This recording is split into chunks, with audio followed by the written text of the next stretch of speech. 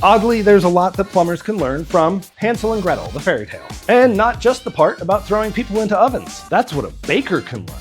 Just kidding. But a plumber can learn about the value of leaving breadcrumbs. When you're in a home, think about how you can leave breadcrumbs behind for your customers. These are little things that lead back to you. A sticker on a piece of equipment, a business card, a thank you card, and a magnet on the refrigerator. There are 4 easy ones right there. All these things are valuable to tell the customer how awesome you are and that they should call you again if they have a problem. So it's also important to remember that digital advertising isn't everything you need to build a company. Your marketing should be engineered into the experiences that you provide. For more marketing tips like this, like the video and follow me.